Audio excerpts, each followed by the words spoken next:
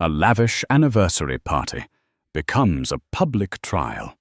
A husband's betrayal, a mistress's cruel victory speech, all in front of the city's elite. "He's mine, now," she whispered, a diamond engagement ring flashing on her finger. "He's having a baby with me." The wife Emily stood alone, her world shattered into a million pieces amidst the pointing fingers and silent judgment. They thought she was broken. They thought she was defeated. But what they didn't know was that the quietest person in the room was about to unleash a power so immense it would not only silence her enemies, but buy the very ground they were standing on. The invitation was embossed in gold leaf on cardstock, so thick it felt like a sliver of marble. "Mr. and Mrs. Marcus Thorne request the pleasure of your company to celebrate 5 years of marriage."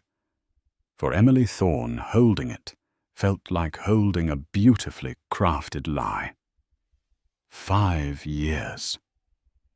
The first 2 had been a dizzying, sun-drenched haze of love. Marcus, with his sharp blue eyes and a smile that could disarm corporate raiders, had swept her off her feet.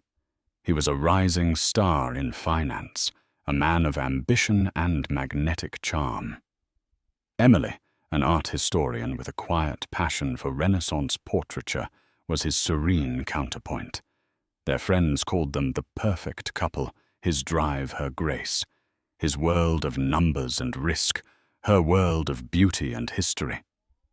But the past year has felt different. The gold had started to flake, revealing something cold and grey beneath. It began with small things. The late nights at the office that smelled not of stale coffee, but of a cloying, unfamiliar perfume, something floral and aggressive, like Chanel No. 5's louder, brasher cousin. Then came the hushed phone calls he'd take on the balcony, the guarded screen of his phone, the emotional distance that felt like a chasm opening between their king-sized bed. Emily was not naive, but she was a believer in commitment. She'd tried. She suggested counseling. He said they were too busy. She planned romantic weekends away. He had a last-minute merger to attend to. She saw the signs, the tiny red flags, that when stitched together formed a banner of betrayal. Yet she clung to the hope that this was a storm, not a change in the climate of their marriage. The anniversary party was Marcus's idea. "We need to show everyone we're stronger than ever." "Ellie," he'd said, his voice a little too bright, his hand on her back a little too performative. "Let's book the Serafina Grand Hall at Montague. Go all out. A celebration for us." Emily knew what it really was, a public relations campaign. Rumors were starting to circulate in their elite social circle. Whispers followed her at charity luncheons. Pitying glances were cast her way at the country club. Marcus, ever conscious of his image, wanted to quell the gossip with a tidal wave of champagne and extravagance. He was using their marriage as a shield for his reputation. On the evening of the party, Emily stood before the full-length mirror in their palatial Upper East Side apartment. She wore a custom-made gown by Carolina Herrera, a deep sapphire silk that matched her eyes. Her only jewelry was a string of pearls and her wedding rings. She looked the part of the perfect corporate wife, elegant, poised, untouchable.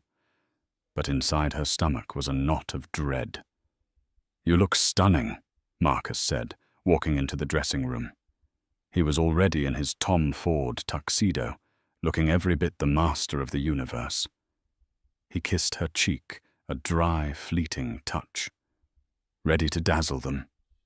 "Marcus," she said, her voice soft but firm. "Are we okay?" He adjusted his bow tie, avoiding her gaze in the mirror. "Of course we are. Why wouldn't we be? We have everything. Everything except honesty," she thought. "Everything except you."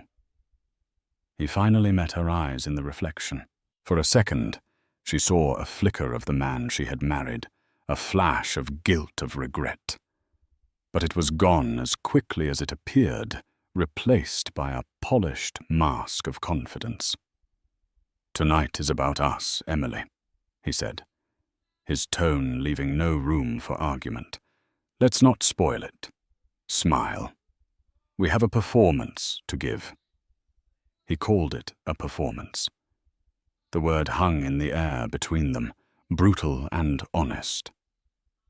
As they descended in the private elevator to the waiting town car, Emily felt a profound chill. She was walking onto a stage, the lead actress in a play, whose tragic ending she could sense but hadn't yet read. The Serafina Grand Hall was waiting, and with it the final devastating act of her marriage. The Serafina Grand Hall was a masterpiece of old-world opulence. Crystal chandeliers, each the size of a small car, dripped light onto a sea of exquisitely dressed guests. The air hummed with polite chatter, the clinking of baccarat crystal, and the gentle strains of a string quartet playing Vivaldi. Waiters in crisp white jackets weaved through the crowd with trays of champagne and canapés. It was a scene of calculated perfection, precisely as Marcus had intended. He was in his element, moving from group to group, shaking hands with banking tycoons and laughing with society doyens. Emily was at his side, a graceful shadow. Her smile practiced and her eyes betraying nothing. She accepted compliments on her dress, on the stunning floral arrangements, on their beautiful marriage. Each word of praise felt like a tiny, sharp stone striking her heart. She was speaking with Mrs. Dubois, the undisputed queen bee of their social set, when the atmosphere in the room shifted. It was a subtle change at first, a ripple of whispers that started near the grand entrance and spread through the crowd like a contagion. Heads turned, conversations faltered. Emily followed their gaze. Standing in the grand archway was a woman who was the complete antithesis of Emily's understated elegance. She was poured into a fire-engine red dress that clung to every curve with a slit that climbed dangerously high up her thigh. Her hair was a cascade of raven curls. Her lips painted a matching, defiant red. She was stunning, but in a way that screamed for attention. Emily felt a cold, sickening jolt of recognition. She had seen that face before, in a tagged photo on Marcus's social media from a business conference in Miami, a photo he had hastily untagged. This was Isabella Rossi. Isabella scanned the room with the predatory gaze of a leopardess, her eyes landing on Marcus. He had been mid-laugh with the senator, but the sound died in his throat. The color drained from his face, leaving behind a pallor of pure panic. For a moment, the master of the universe looked like a terrified boy, caught with his hand in the cookie jar. Isabella began to move through the crowd, a shark gliding through the water. The guests parted for her, their curiosity mixed with a delicious sense of impending scandal. She didn't look at anyone else. Her focus was entirely on Marcus, and by extension, Emily. "Marcus, darling," she purred as she reached them, her voice loud enough for everyone nearby to hear. She completely ignored Emily, placing a perfectly manicured hand on Marcus's chest. "I couldn't bear the thought of you celebrating without me." Mrs. Dubois' eyebrows shot up to her hairline. The senator suddenly found a pressing need to check his phone. The circle around them widened as people leaned in shamelessly, eager to witness the carnage. "Isabella." Marcus stammered, his voice tight. "What are you doing here? This is a private event." "Oh, I know," she said, her smile a slash of red. She ran her finger down his lapel. "But our relationship isn't exactly private anymore, is it? Not after Aspen. Or the Hamptons. Or that lovely week in Lake Como." Each location she named was a trip Marcus had claimed was for a solo boys' weekend or a vital business retreat. Each word was a dagger twisting in Emily's gut. The whispers around them grew louder. This was no longer a party. It was a public execution. Emily stood frozen, a marble statue, amidst the chaos. She could feel hundreds of eyes on her watching, waiting for her to crumble, to scream, to cry. She did none of those things. A strange glacial calm settled over her. The hurt was immense, a physical ache in her chest.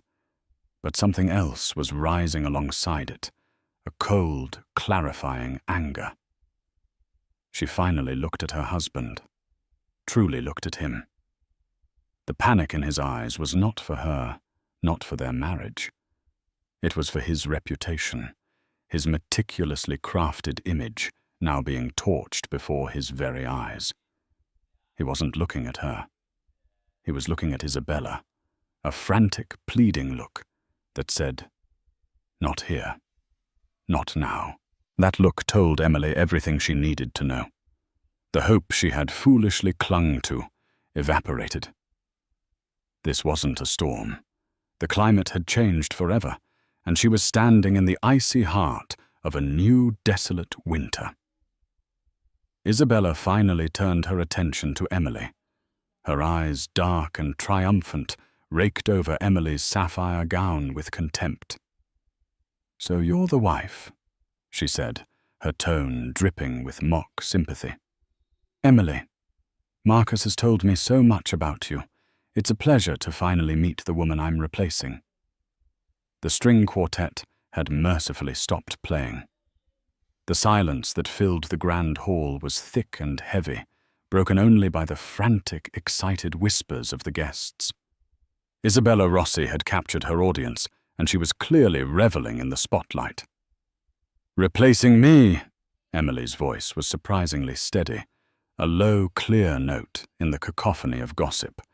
It wasn't the hysterical shriek the crowd had been hoping for. Isabella's smile widened a cruel, self-satisfied curve. "Don't play dumb, it's unbecoming. This whole charade," she waved a dismissive hand, indicating the opulent room.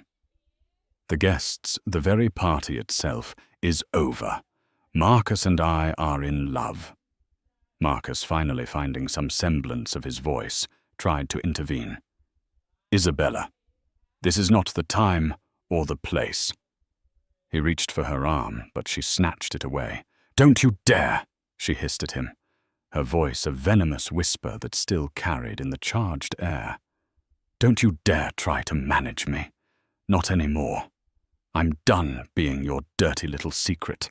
I'm done waiting in hotels while you play the dutiful husband." She turned back to Emily, her eyes glittering with a victor's malice. This was her moment, the culmination of months, maybe years of scheming. She wasn't just here to claim Marcus. She was here to obliterate Emily. "He doesn't love you, you know," Isabella continued, stepping closer, invading Emily's personal space. "He might respect you. He might be fond of you like one is fond of a comfortable old armchair. But he doesn't desire you. He hasn't for years. He comes to me for passion, for life, for a woman who understands what a man like him needs." Emily remained silent, her posture impeccable. She held Isabella's gaze, refusing to give her the satisfaction of looking away. Inside her heart was hammering against her ribs, each beat a painful reminder of the 5 years she had dedicated to a man who was now standing by, paralyzed, as she was, systematically dismantled in public. "You're probably wondering why now," Isabella said, her voice dropping to a conspiratorial yet theatrical tone. "Why I chose tonight, your special night, to make my entrance." She paused for dramatic effect, letting the anticipation build. Then she slowly, deliberately lifted her left hand. On her ring finger was a massive canary diamond, so large and garish it looked like it belonged in a museum exhibit on volcanic rock. It was a stark, screaming contrast to Emily's elegant, understated platinum wedding set. "Marcus asked me to marry him last week in Paris," Isabella announced. A collective gasp went through the room. "He's just been waiting for the right moment to tell you." Marcus looked ashen. "Bella, that's not—" "We didn't—" "Oh, shut up, Marcus," Isabella snapped, not even glancing at him. "Don't be a coward now." She looked back at Emily, her expression a toxic mix of pity and triumph. And then she delivered the final, devastating blow. "There's more," she said, placing a protective hand over her flat stomach, a gesture universally understood. "The real reason we can't hide anymore, the reason you have to step aside. I'm pregnant. We're having a baby." If the engagement ring had caused a gasp, this news detonated a shockwave through the hall. It was the ultimate irrefutable checkmate. An affair was a scandal. A divorce was a tragedy. But a baby was a new beginning, a new dynasty. And it made Emily in that instant a relic of the past. Isabella leaned in her voice now, a sibilant whisper meant only for Emily, but her triumphant expression was for everyone to see. "He's mine, Emily. The man, the future, the family. It's all mine now. You've lost. Just sign the papers, take your alimony, and disappear gracefully. It's the only thing you have left." For the first time, Emily's composure faltered. Her eyes flickered with a deep, profound pain. The baby. That was the one thing she and Marcus had tried for, the one dream that had never materialized, a source of quiet, private sorrow for years. And this woman, this stranger, had been given it so easily. The hurt was so sharp, so blinding, it almost brought her to her knees. She felt the world tilt, the faces of the guests blurring into a grotesque tapestry of judgment and morbid curiosity. She had lost. Isabella was right. She had lost everything. All eyes in the Serafina Grand Hall swung from the triumphant mistress to the humiliated wife and finally to the man caught between them. The silence was absolute. This was the moment of truth. Every person in that room, from the most powerful CEO to the youngest socialite, held their breath, waiting to see how Marcus Thorne would react. It was a crucible, and his character was about to be tested in the most public way imaginable. Emily looked at her husband, a silent plea in her eyes. It wasn't a plea to take her back, not anymore. That ship had just been torpedoed and sunk. It was a plea for a shred of dignity for the 5 years they had shared, for the vows he had once made. Deny her, her eyes begged. If not for me, then for the memory of what we once were. Don't let this be how it ends. Marcus met her gaze, and in that fleeting second, she saw his soul laid bare. He was a man drowning in his own choices, suffocated by the consequences of his weakness. He saw the woman who had stood by him, supported his ambitions, and created a sanctuary of peace for him to come home to. And he saw the woman who offered him the intoxicating thrill of the new, the ego-stroking validation of her obsession, and now the air he had secretly craved. He broke eye contact with Emily first. He turned to Isabella, his expression shifting from panic to a weary, reluctant resignation. He took her hand, the one with the garish yellow diamond, and squeezed it. It was not a gesture of passion, but of surrender. Then he faced the silent, watching crowd. He cleared his throat, the sound unnaturally loud in the cavernous room. "I apologize to all of you for this," he began, his voice strained. He was trying to project an image of a man taking control, but he just sounded like a cornered animal.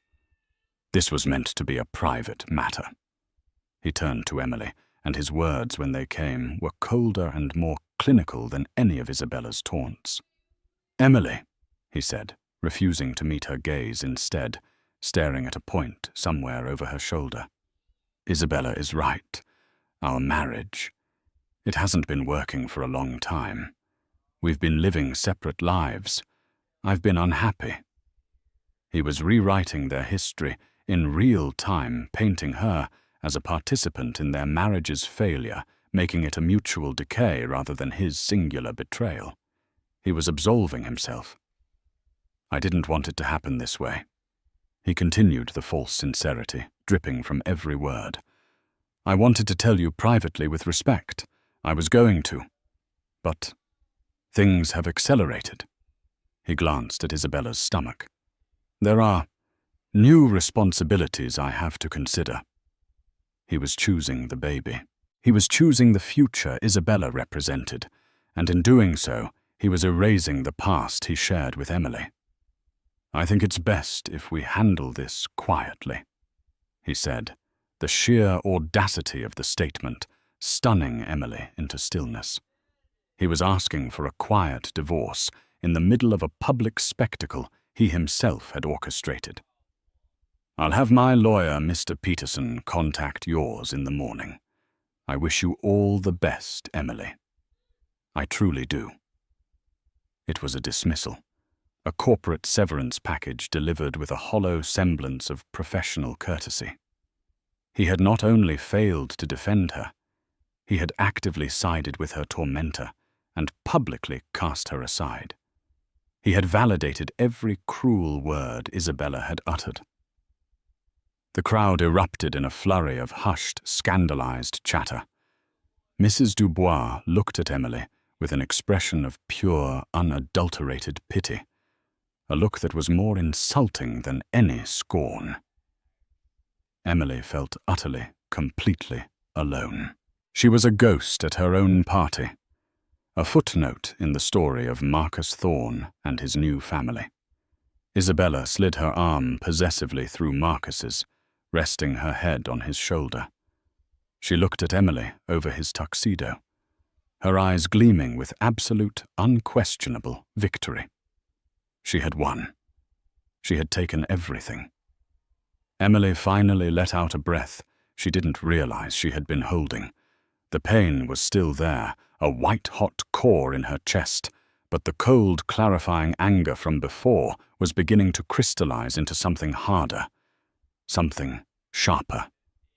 It was the calm of a person who has finally hit rock bottom and realizes there is nowhere to go but up. She gave a single, almost imperceptible nod.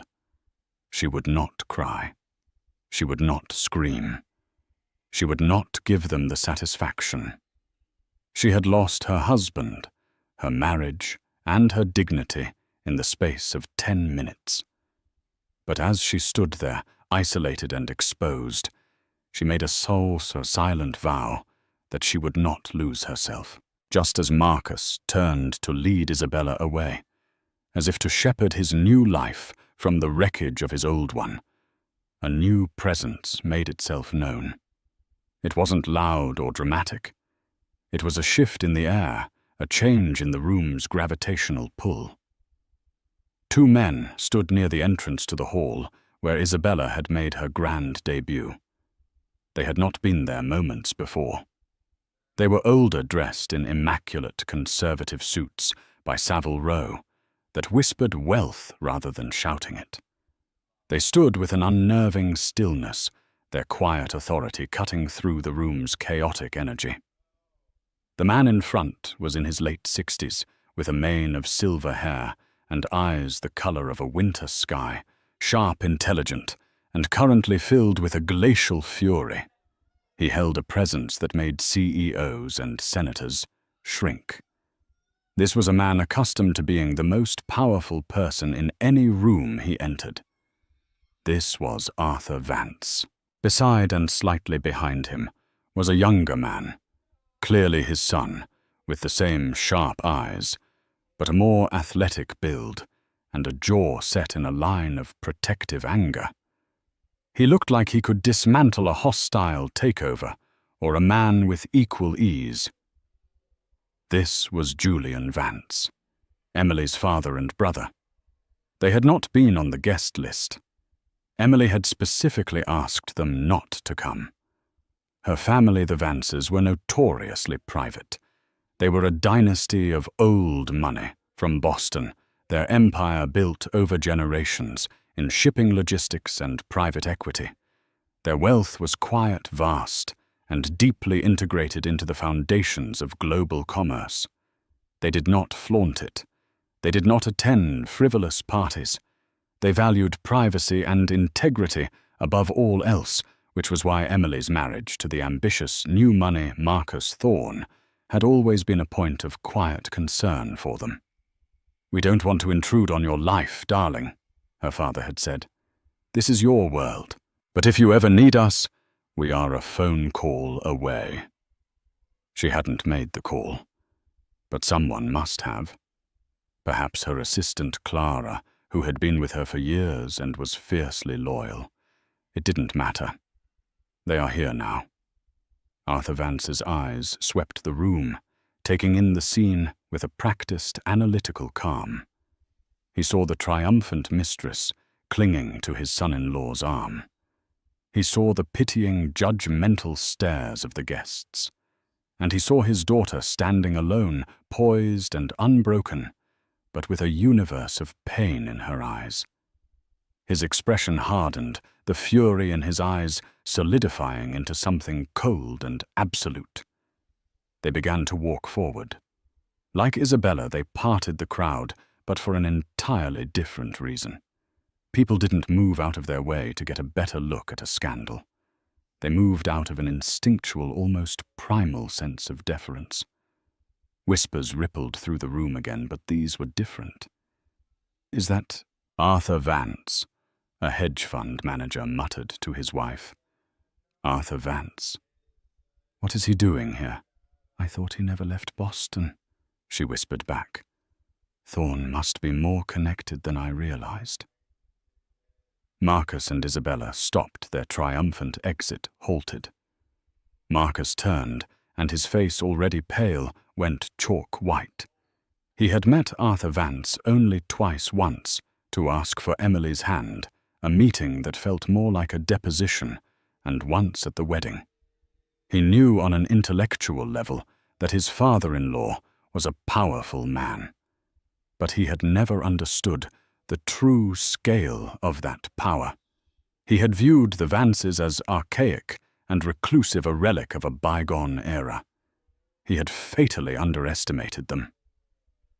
Arthur and Julian didn't stop at Marcus. They walked straight to Emily. Arthur reached out and took his daughter's hand, his grip firm and reassuring. Julian stood at her other side, a silent, formidable guard. They formed a protective wall around her. "Are you all right, Emily?" Arthur asked, his voice low and calm, meant only for her. Emily looked up at her father, and for the first time that night, she felt the ice around her heart begin to crack. A single tear traced a path down her cheek. "No," she whispered, her voice breaking with the single word. "But I will be." Arthur squeezed her hand. "Yes, you will." He then turned his gaze, which was now devoid of any warmth, onto Marcus. He didn't raise his voice. He didn't have to. The sheer weight of his disapproval was suffocating. "Marcus," he said, the name sounding like an insult. "You have made my daughter feel unwelcome. At her own anniversary party, in front of her friends, you have brought this person." He gave Isabella a look of such profound disdain that she physically recoiled into her life and humiliated her. "Mr. Vance, sir," Marcus began, his voice cracking. "This is a misunderstanding. It's a private family matter." "There is nothing private about this room," Arthur stated flatly. "And you ceased to be family approximately 15 minutes ago. You have made a catastrophic miscalculation." Isabella, emboldened by her victory and ignorant of the true power she was facing, scoffed. "And who are you, some old man trying to defend his washed-up daughter? Marcus and I are in love. We're having a baby. There's nothing you can do about it." Julian took a step forward, his expression thunderous, but Arthur put a restraining hand on his son's arm. He looked at Isabella as if she were a curious insect. "Young woman," Arthur said, his voice dropping to a dangerously quiet level, "you have mistaken a moment of poor taste for a lifetime victory, a common error of the short-sighted." He then turned away from both of them, dismissing them as utterly irrelevant. His gaze fell on a harried-looking man in a tuxedo, the Montague Hotel's general manager, Mr. Dubois, who was hovering nearby, wringing his hands. Arthur Vance looked at the manager, his eyes holding the cold, hard glint of a man about to move billions of dollars with a single command. "You," Arthur said, his voice clear and resonant, cutting through the silence of the hall. "You are in charge here," the manager scurried forward. "Yes, Mr. Vance. An honor to have you, sir. Is there a problem?" The true nature of the problem was about to be revealed, and it was far bigger than Mr. Dubois could ever imagine. Mr. Dubois, the general manager, practically bowed. "A problem, Mr. Vance? Anything at all, we can have a security escort." He trailed off, gesturing vaguely towards the source of the disruption, Marcus and Isabella. Arthur Vance held up a hand, a simple gesture that commanded absolute silence. He wasn't looking at Marcus or Isabella anymore. To him, they had ceased to exist. His focus was purely on the venue, the stage upon which his daughter had been so cruelly humiliated. "The problem, Mr. Dubois." Arthur began, his voice calm and deliberate, as if he were discussing a minor alteration to a dinner reservation, "is that this establishment, this beautiful hall, will now forever be associated with a rather unpleasant memory for my daughter." He paused, letting the statement hang in the air. The crowd was utterly captivated. This was a drama far more compelling than any opera. "The Vance family does not tolerate unpleasant memories," Arthur continued. "We erase them, or when that's not possible, we acquire them and change the narrative." A confused murmur went through the room. "Acquire them." What did that mean? Marcus stared, a dawning horror on his face. He was starting to understand the chasm between his world of flashy leveraged finance and the Vance family's world of quiet foundational power. He built things on debt and speculation. They owned the bedrock. Arthur turned his piercing gaze back to the manager. "My family's primary holding company is the Vance Global Group. I assume your hotel, the Montague, is part of the Sovereign Hospitality portfolio." Mr. Dubois's eyes widened in shock. "Why, yes, sir, it is." "I thought so," Arthur said with a nod. "My son Julian here heads our acquisitions division. He's had his eye on Sovereign for some time. They've been undervalued since their last quarterly report." "Julian, what was the figure we discussed?" Julian, who had been silent until now, spoke with the clipped precision of a surgeon. "Their market cap at closing bell on Friday was approximately $6.8 billion, Father. We currently hold a non-disclosed 7% stake. An aggressive offer at a 25% premium would be $8.5 billion. It's an all-cash offer they would be legally obligated to present to their board. Given their current debt load, they would be fools to refuse." A wave of genuine, audible gasps swept the hall. People weren't just whispering anymore. Phones were being discreetly pulled out. Financial journalists in the crowd were frantically typing messages to their editors. This wasn't just social gossip anymore. This was a market-moving event. Isabella looked utterly baffled. "What are you talking about, buying a hotel? You can't just do that."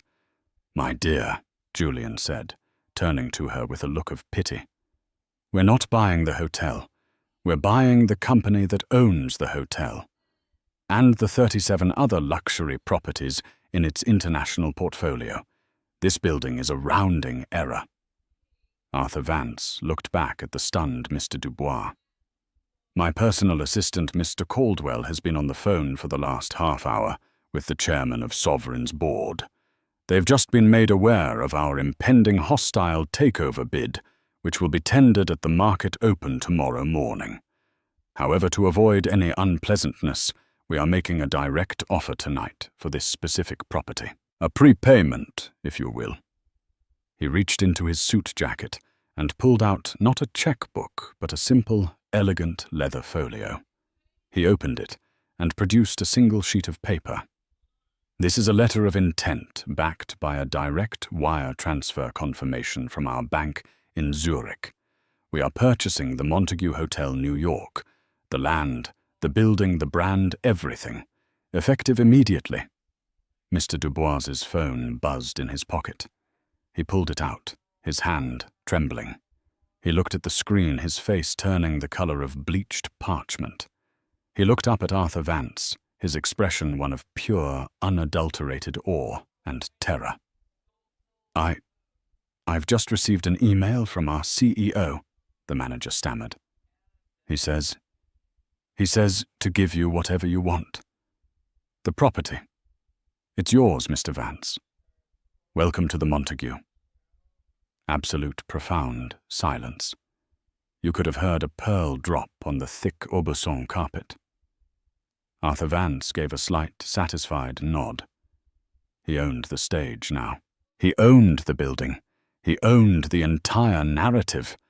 He finally turned his attention back to Marcus and Isabella, who stood frozen, their faces masks of disbelief. Isabella's triumphant smirk had vanished, replaced by a slack-jawed confusion. Marcus looked like his entire world had just been liquidated before his eyes. "Now then," Arthur said, his voice as cold as a banker's heart. "As the new owner of this establishment, I have a few immediate changes to implement. First, the decor in this hall is now officially distasteful. We will be renovating. Second, we have a new policy regarding uninvited guests and vermin." He looked directly at Marcus Thorne. "You have 5 minutes to vacate my property, you and your associate." His eyes flickered to Isabella. "After that, I will have you removed for trespassing." The word trespassing hung in the air, a final brutal nail in the coffin of Marcus Thorne's social and professional life. He was no longer a host in a prestigious venue. He was an intruder in the Vances' newest acquisition. The guests who minutes ago had been watching Emily with pity now stared at Marcus and Isabella with a mixture of shock, contempt, and fear. They were witnessing a power play of such epic proportions it would be talked about for decades. In their world, wealth was power, but the scale of the Vances' power was something most of them had only read about. They had just witnessed a lion swatting a fly. Marcus hadn't just been defeated, he had been rendered utterly insignificant. Isabella was the first to break her ignorance, finally pierced by the terrifying reality of the situation. "This is insane!" she shrieked, her voice high and shrill. "Marcus, do something! You're Marcus Thorne!" Marcus didn't seem to hear her. He was staring at Emily, at the woman he had so casually discarded. He was finally seeing her not as his quiet, unassuming wife, but as the daughter of Arthur Vance, the heiress to an empire he couldn't even comprehend. The prenuptial agreement he had signed now felt like a noose around his neck.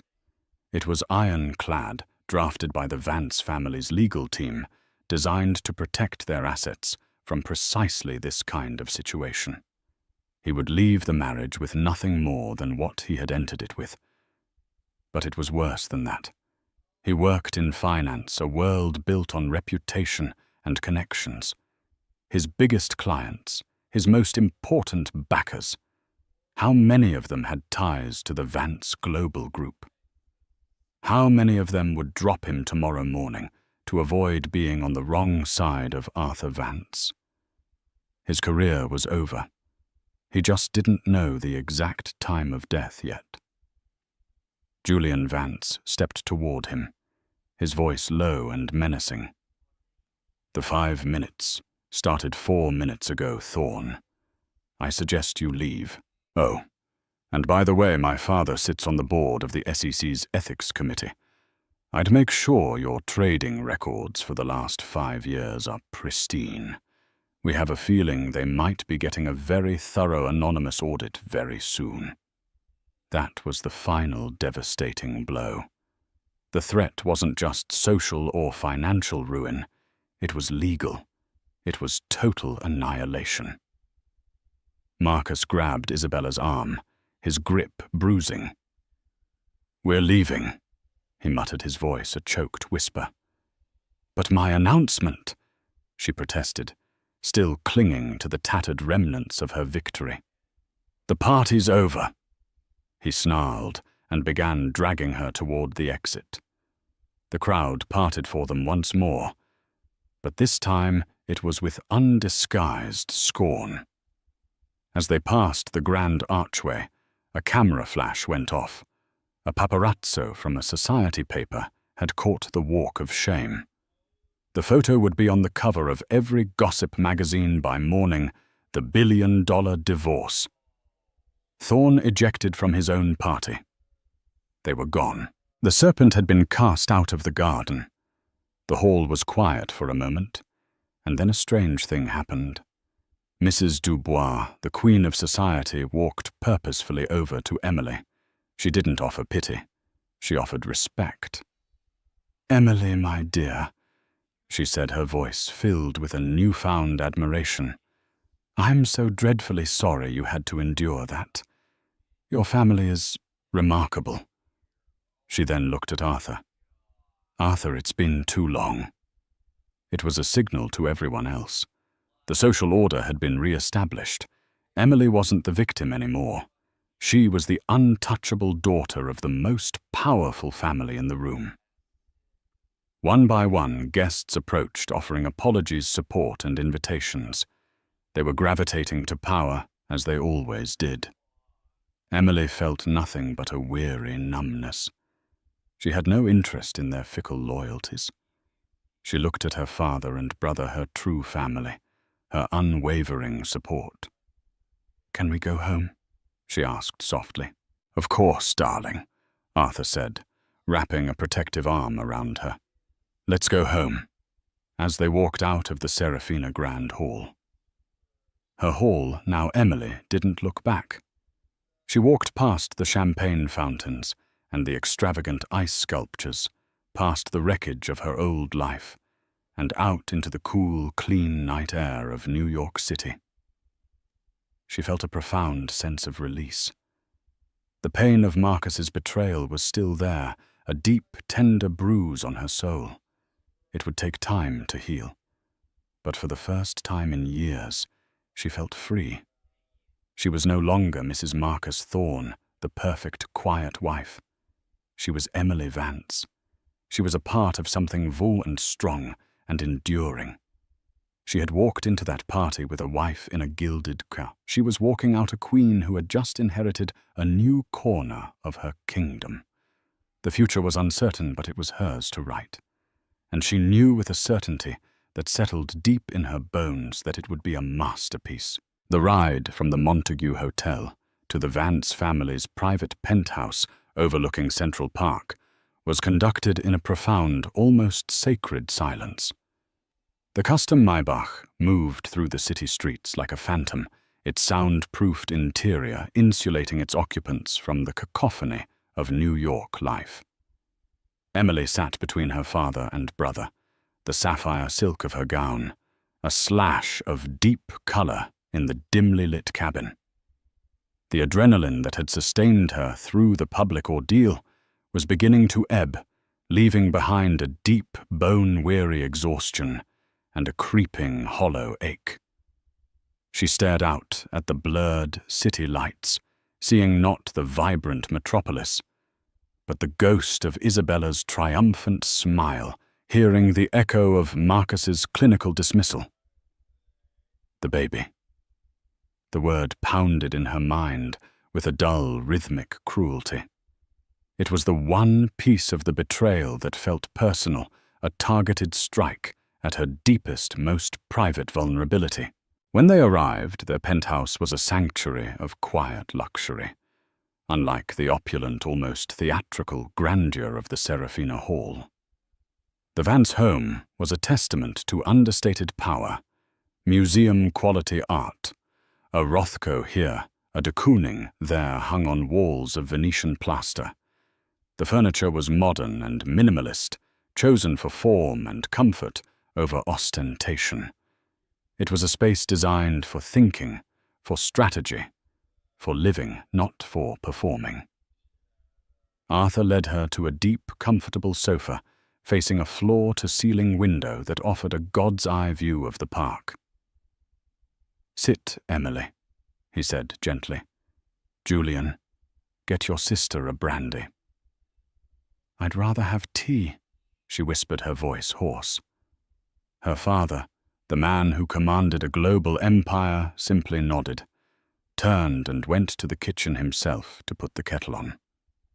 The simple domestic act was more comforting than any grand gesture could ever be. Julian returned and handed her a tablet. On the screen was the landing page of the Financial Times. The headline was stark: "Vance Global Initiates Hostile Takeover of Sovereign Hospitality in Dramatic Unprecedented Move." Below it, a sub-headline: "Sources cite public altercation at a private event involving VGG heir Emily Vance and husband Marcus Thorne as the catalyst."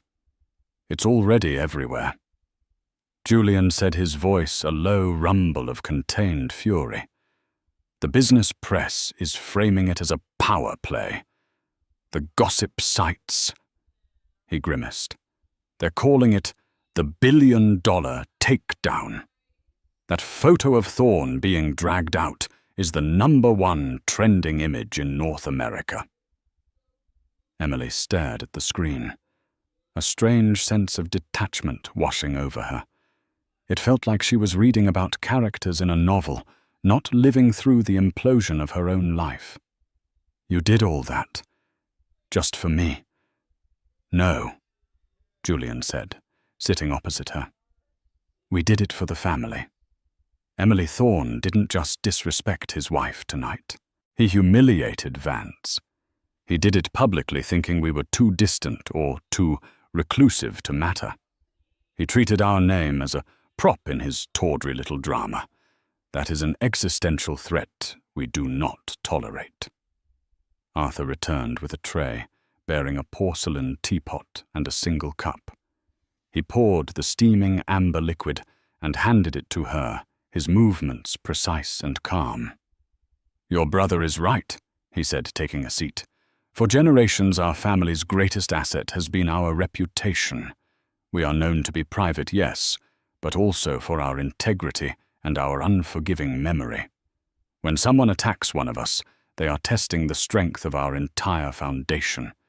If we allow one crack to appear, the entire structure is compromised. Tonight was not about revenge, Emily. It was about reinforcement." Emily wrapped her cold hands around the warm cup. "What will happen to him?" "He's finished," Julian said with cold finality. As of this moment, every line of credit Marcus Thorne or his small-time firm has been frozen or recalled. The banks that funded him are the same banks we've been doing business with for 50 years. A single phone call from father was all it took. His investors are in a panic. His partners are trying to distance themselves. By sunrise, Marcus Thorne will be a name so radioactive it will burn anyone who speaks it. And her, Emily asked the word, tasting like ash. Isabella Rosie. Julian continued, pulling up another file on his tablet. A former brand ambassador and aspiring reality TV star. She has a history of attaching herself to wealthy married men. The Canary Diamond, by the way, was leased. The lease expires next Tuesday. I doubt she'll be able to make the payment. She thought she was securing a future. Instead, she's tied herself to a pariah with a mountain of debt and a pending SEC investigation. The information was delivered with surgical precision, but it brought Emily no joy. It was just a catalogue of ruin. She had loved Marcus, once truly loved him. Seeing the architecture of his life being systematically dismantled, even after his monstrous betrayal, filled her with a profound and complicated sadness. "Father," she said, looking at him, her eyes pleading for understanding. "The baby. She said she's pregnant." Arthur's expression softened. He reached across and placed his hand over hers.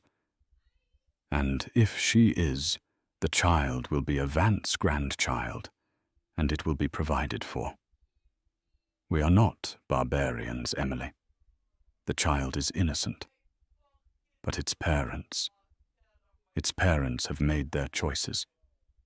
Their consequences are their own." In that moment, Emily understood. Her family's power wasn't just in their ability to destroy, but in their unwavering code of conduct. They were ruthless with their enemies, but they protected their own, even the ones who hadn't been born yet. She took a sip of tea, the warmth spreading through her chest. The tears she had held back all night finally came not in a hysterical torrent, but in a quiet, steady stream of grief for the love she thought she had, the future she had dreamed of, and the innocence she had lost. Her father and brother didn't speak. They simply sat with her in the citadel of silence, a united front, letting her finally break so they could begin to put her back together. 1 week later, Emily stood not in a law office, but in the cavernous, now empty shell of the Serafina Grand Hall. The opulent chandeliers were shrouded in canvas, the Aubusson carpets had been rolled up, and the gilded furniture was gone. The room was stripped bare, a skeleton awaiting a new identity. The air smelled of dust and potential. It had been a week of relentless, quiet efficiency. The divorce proceedings were underway, handled by the Vance family's most formidable lawyer, a woman known in legal circles as the Velvet Hammer. Marcus, as predicted, had not contested a single point. His surrender was total and immediate. He had signed away his rights, his claims, and his presence in her life with the stroke of a pen. Emily had received a single pathetic text message from him. "I'm sorry. I never understood." She had deleted it without replying. Reports from her legal team painted a bleak picture of his new reality. He and Isabella were holed up in a rented condo in New Jersey, the press camped outside. His firm had collapsed. His partners had sued him. The SEC audit was real and it had uncovered significant irregularities. Isabella, far from being the gloating victor, had reportedly been heard screaming at him that he had ruined her life. The great love story they had proclaimed had curdled into a bitter, claustrophobic nightmare of their own making. Emily felt a distant pity, but no more. Her focus was on the future, and it started here in this room that had been the site of her deepest humiliation. Her father had given her carte blanche. "The Montague is yours to manage," he'd said. "A project, something to focus on." She was standing with the lead architect for the Vance Foundation's charitable projects, a brilliant woman named Lena Petrova. "It has good bones," Lena said, her voice echoing in the empty space. "Classic proportions. What do you see for it, Emily?" Emily walked to the center of the room, to the very spot where she had stood isolated and alone. She remembered the hundreds of staring eyes, the whispers Isabella's venomous words. A lesser person might have demolished the place, erased it from the earth. But Emily was a Vance. They didn't erase history. They reshaped it to their will. "I see a place for the public," Emily said, her voice clear and strong. "This part of the city lacks a major cultural center. The Met is too far uptown for these communities. I want to turn this hall, this entire wing of the hotel, into the Vance Annex for contemporary art." Lena's eyebrows shot up in surprise and delight. "Emily, that's ambitious. The cost, the logistics." "The foundation will fund it," Emily stated simply. "I want this to be a place of beauty, of learning, free admission. I want school children to come here and see their first masterpiece. I want struggling artists to have a place to display their work. I want to take a space that was built for private exclusionary luxury and turn it into something that gives back. We will transform a monument to vanity into a testament to creativity." She looked at the grand archway, where Isabella had made her entrance. "That," she said, pointing, "will be the main entrance. We'll tear down the doors. It should be open, welcoming. A place where no one ever feels uninvited." In that decision, something whole shifted within her. She wasn't just healing. She was creating. She was taking the ugliest moment of her life and using its foundations to build something beautiful and lasting. This was a power greater than buying a company or ruining an enemy. It was the power of transformation. Later that evening, back at the penthouse, Emily stood before a painting she had asked to be brought from the family's Boston estate. It was a portrait by Artemisia Gentileschi, a 17th-century female artist who had channeled her own trauma into powerful, defiant works of art. The painting depicted a strong-willed, intelligent woman gazing out at the viewer. Her expression neither happy nor sad, but filled with a deep, knowing resilience. Emily saw a reflection of herself not in the woman's face, but in her spirit. The pain of the last week was real, a scar she would always carry. But it was no longer a wound. It was a part of her story, the chapter that had ended a fairy tale and started an epic. She was no longer just a wife, a daughter, or a victim. She was Emily Vance, a patron, a builder, a force. She had found her own canvas, and she was just beginning to paint. And so Emily Vance walked away, not into an ending but a beginning. The story of that night became a legend in the city's elite circles, a cautionary tale about the difference between loud arrogance and quiet power. Marcus Thorne and Isabella Rossi disappeared from the high society pages, their names becoming synonymous with public humiliation. They got the future they wanted, but it was built on a foundation of scandal and social exile. But for Emily, the story was one of reclamation.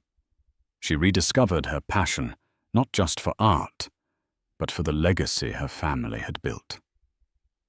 She took an active role in the Vance Foundation, becoming one of the city's most respected philanthropists.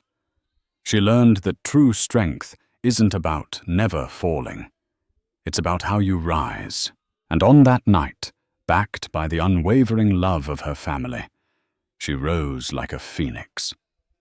What did you think of Emily's family's epic comeback? What would you have done in her shoes? Let us know in the comments below. And if you love stories where the underdog gets their ultimate satisfying revenge, make sure to hit that like button, share this video with someone who needs to see it, and subscribe to our channel. Click the notification bell so you won't miss another story of epic vindication and justice.